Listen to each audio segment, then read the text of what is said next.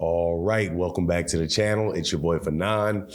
And in this video, we're going to be in the 160 to 68 pound division where Jermall Charlo had a tremendous victory and a comeback over Jose Benavidez. But at the same time, man, made a plea to people to help him with an issue in his personal life, and I don't usually do these type of videos, but people that are familiar with my experiences, I got to talk about it. And it is one of the saddest things that I've heard in a while. And I hope that Jermall Charlo gets exactly what he wants. So we'll talk about the fight, and then we'll talk about that in this video.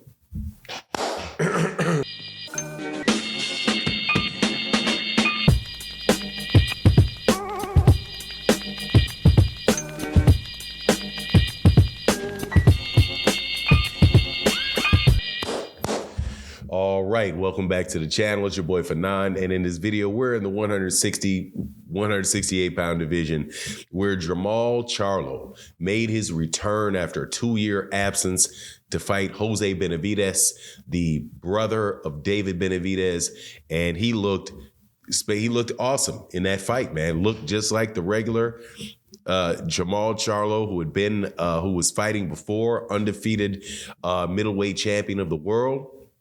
He had his way with Jose Benavidez. If he had been completely sharp and all the way, and had been more active, I doubt very much that Jose Benavidez would have been able to make it through that fight. But hat goes off to Jose Benavidez for being a very tough guy. They can take a lot of shots because, man, he took a lot of shots in that fight.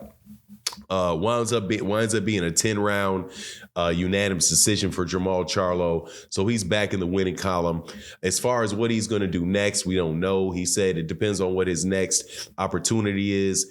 He could be back down at 160 to defend his title at 100 and the WBC middleweight title.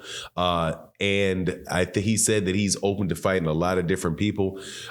There's, of course, Carlos Adames that is there at that weight division. There is Janabek, several other, relatively high profile 160 pound fighters that Jermall Charlo could fight. And as long as I think Jermall gets another, maybe a level up from Jose Benavidez and gets it and does what he wants to do, which is fight 3-4 times next year, I think he's going to be in great shape. And then he's going to eventually be able to be at 168 and challenge for that title at 168 that David Benavidez more than likely will have. Man, David Benavidez also looked spectacular last night, beating Demetrius Andre. Demetrius Andre put up a good fight, but just way too much power, way too much relentlessness for David Benavidez. And David wound up rolling through Boo Boo. But no, I don't think any less of Boo Boo. Do not think any less of him.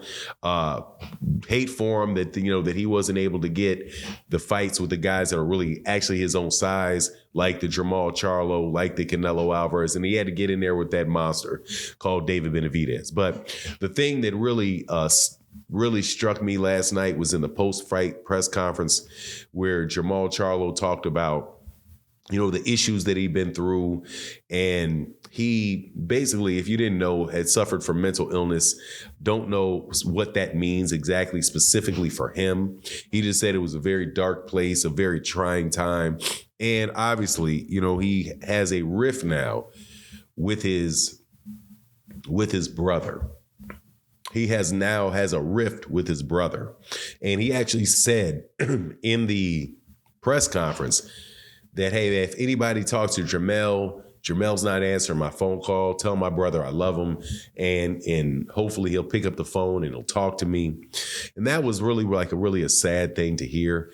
I personally, if people are not familiar, if you've been around the channel long enough, know that I've also gone through something similar to that. I don't know. Having been through it, that you don't know what somebody else went through specifically in this umbrella called mental health issues, but I've heard it has something to do with like a manic state. And you can say a lot of things. You can say a lot of things, do a lot of things that you would never do if you were in your right mind. And it's very hard for people who have not been in that before or not been around people that have had that experience to really understand what that is. And that could very easily affect the relationships of people in families and friendships and definitely acquaintances, just regular people you may just run into every once in a while. If they see you in a state like that, then, they may never want to talk to you again or think all kind of stuff about you. Your family, depending on what you say and what you do, right? It can really, if they're not able to forgive or appreciate, can really damage those relationships. So, I mean, to hear him say that is the case with Jermell Charlo, especially knowing that those guys are twin brothers and they've for years that they were around, they've never acted as if they had, like real, like any type of dislike for one another that was a real authentic dislike that some siblings can have. It's very possible for a brother and a sister not to like each other outside and know that they're related to one another and even kind of wish each other the best, but still like, nah, that person's not my cup of tea, not my cup of tea. Never really seemed like it was that way with Jermell, but Jermell did say that, he really didn't have time. And I think he said this maybe a little bit before he fought Canelo Alvarez, that his brother was spazzing out and he didn't have time for all of that drama. So, hopefully, with Jermall, backfighting, that we'll see those guys together soon, because I just think that that's if you ever go through that in your life, people that are going through that situation they're really not in their right mind. And you really don't know what reality they're living in. And even if they say something that they think that you think they mean, they very well might not mean it because they're saying it living in a completely different reality than you are. So, and then there's times where people say things and do things that they don't even know that they said, don't even know that they did. So, I mean, if you ever in your life deal with that particular instance, it's one thing if your sibling or your friend, you don't really it doesn't apply to friends, but like your sibling or an acquaintance, if it's somebody you just never really did like, and then that happens, I can understand cutting it off and keeping your distance and all of that. But if it's somebody that you really cared for and you had a relationship with, and that happens to them, you may want to proceed cautiously, but at the same time, just, it is what it is when somebody's mind is not right. But that really struck me in that press conference, because that was a happy moment for Jermall. I know he felt very good getting back in the saddle again, working again, earning some money again. And then, of course, he has, his wife and his kids, and the ability to pay and support his wife and kids has returned to him. Man, I'm sure he's feeling wonderful, but, to be able to talk to his brother may be just a real added plus to that, and probably would be that way for him and his entire family. I know they got an older brother, parents, cousins, kids who are cousins, all of the above. But anyway, that's my take on the matter. Please let me know what you think in the comment section.